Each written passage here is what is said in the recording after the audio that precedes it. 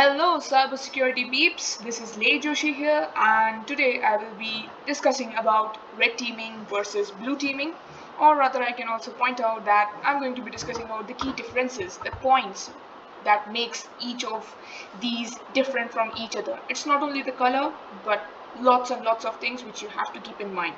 It's about the entire mindset. Like, do you like the offensive side or the defensive side? Yeah, I know I brought these words very quickly, but yeah, it's about the mindset. Do you like to protect the assets even before an accident or an incident or an adversary has taken place? If yes, then you would like to explore more about red teaming.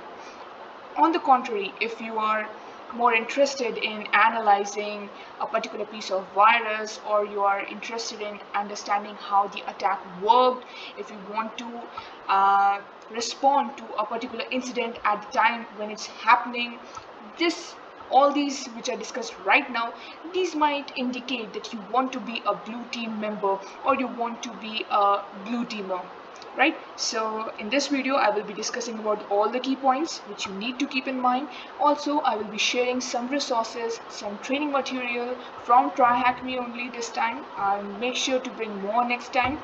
So in this video I will be bringing more resources about TryHackMe, because these are the resources which I found really very helpful to be clear about the concept. This is a beginner friendly video, and I will make sure that if you are starting off your career in cybersecurity, you will be able to analyze yourself better after having a look at this video, after going through the entire video, right? I'll also be putting some good resources in the description, and if I find something more better, I will definitely update the description box as well. So without wasting any time, let's switch. So the key differences. So as I said earlier, that red team is all about offensive security and blue team is all about defensive security. The two sides of the coin. On the one side, you want to protect your assets. Now assets can be anything. It can be a network, it can be a web application, it can be an Android application, no matter what.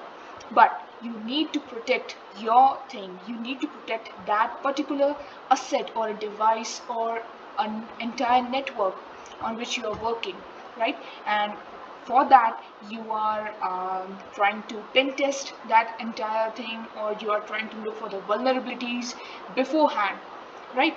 You are not someone who is waiting for an attack to take place. You are just trying to protect, you are just trying to what do we call it, that we are just trying to screen everything so that not even a single loophole gets um, is present in that system, right? So this is about offensive security. You may also try to test your entire assets against a particular adversary. For that, you can perform some red team emulations. Now, what is red team emulations? You plan some sort of particular adversaries, like you can try to plan some attacks that may happen on your asset.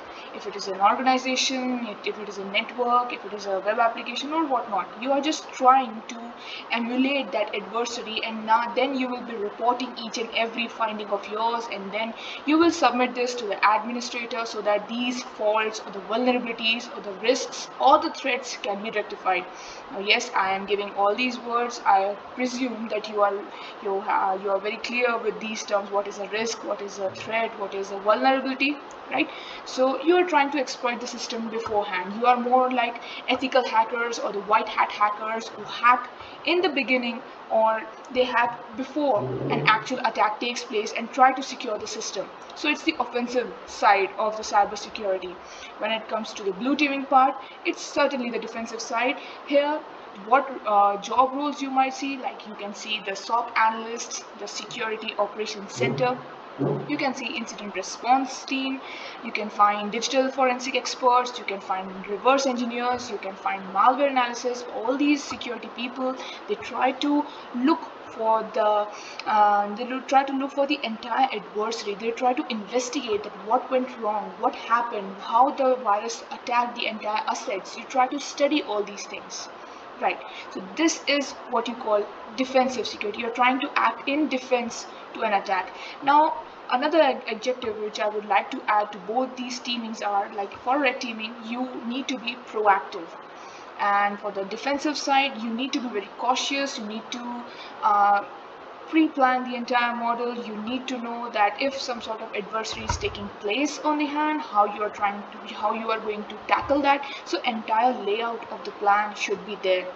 And as you are very well able to see on the screen, I have pointed out some points. Like in red teaming, you can obviously find offensive security, you can find ethical hacking.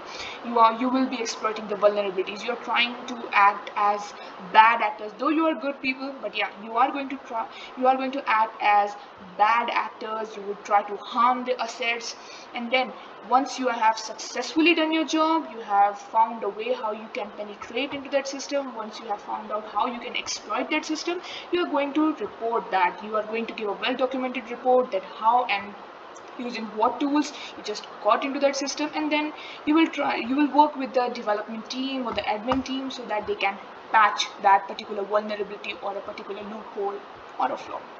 So other things which you will definitely see in this red teaming are penetration tests. Obviously, this is also a good role. Bug bounty hunters are a common one.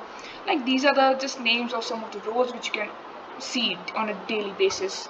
And yeah, you will also be performing social engineering. And again, pre-assuming that you know what social engineering is. If not, then certainly I would recommend for you to see some other good resources. And yes, then last but not the least, it's web app scanning, but it's not limited. The list is beyond. You can go for API pen testing, you can go for network pen testing, you can go for IoT pen testing, which is quite a buzzword these days, and whatnot. And when I come to blue teaming, you would try to control over the damage. You just behave like you're the guardians of the security. You are the just guardians of the assets. You would try to control the damages. You would try to protect the infrastructure.